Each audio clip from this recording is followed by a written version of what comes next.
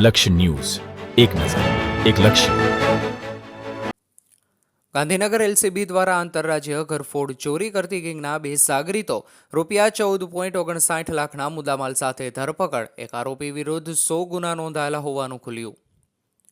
આંતરરાજ્ય ઘરફોડ ચોરીના ગુના આચરતી તરખાટ મચાવનાર ગેંગના 2 સાગરીતો ગાંધીનગર લોકલ ક્રાઇમ બ્રાન્ચે 11,35,000ના સોના ચાંદીના દાગીના તેમજ બલેનો ગાડી મળી કુલ ₹14.59 લાખના મુદ્દામાલ સાથે ઝડપી લઈ પાડ્યા છે.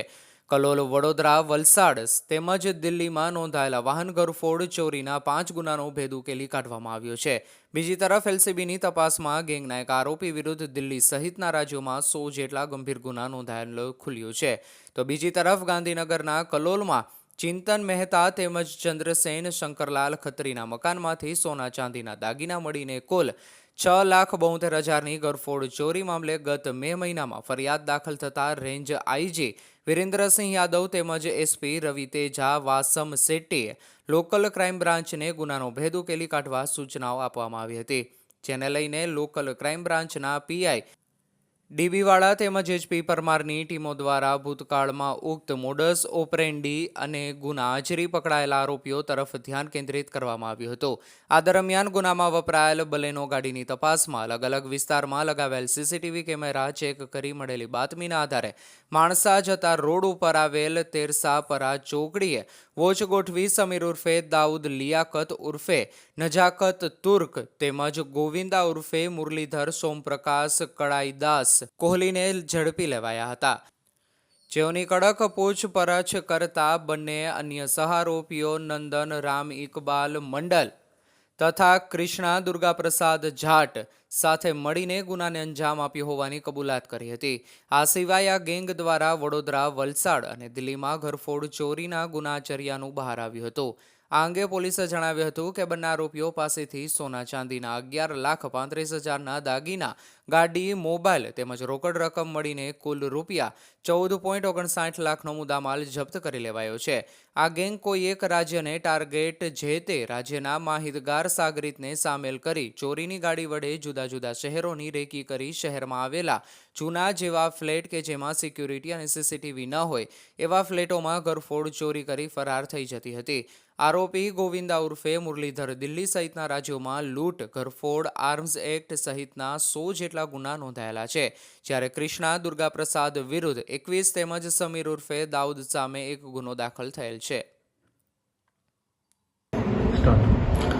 ગઈ 22/5/24ના રોજ કલોલ શહેરમાં શિલ્પ વિલાસ સોસાયટીમાં દિવસની એક ઘરફોડ થયેલી.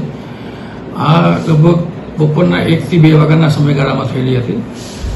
ઘર બંધ હતું અને ઘરના માલિકો પ્રસંગે બહાર ગયેલા હતા. આ ઘરફોડ ચોરીની અંદર લગભગ 6,72,000 જેટલો મુદ્દામાલ ગયેલો. 2 પડોશીઓના ઘર તૂટેલા હતા. આ તપાસ દરમિયાન અમુક લોકોને જાણવા મળેલ કે એક દિલ્હીની પાસેની ગાડી આ વિસ્તારમાં ફરે છે, જેથી કરીને એલસીબી પોલીસ તેમજ સ્થાનિક પોલીસ અલગ અલગ ટીમો બનાવી અને તેની વોચમાં હતી.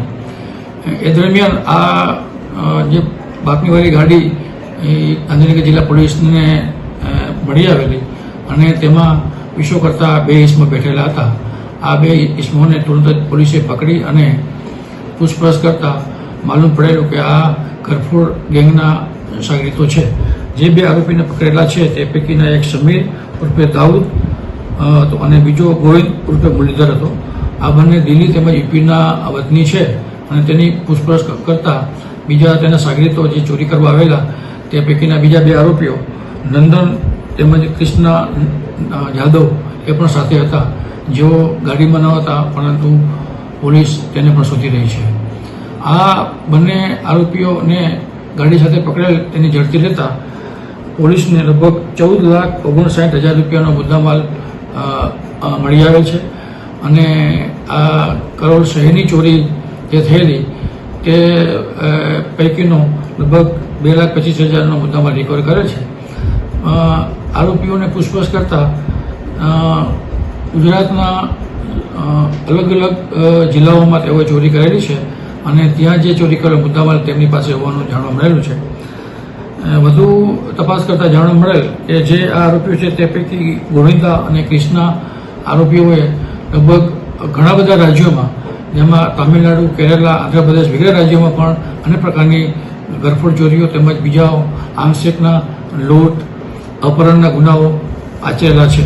આમ આ ગેંગ ખૂબ જ આખા દેશની અંદર ફરીને વિવિધ પ્રકારના ગુનાખોરી કરતી એ રીઢી ગેંગ છે અને આ ગેંગને પકડવા માટે ગાંધીનગર જિલ્લા એલસીબીને ખૂબ જ સારી સફળતા મળેલી છે.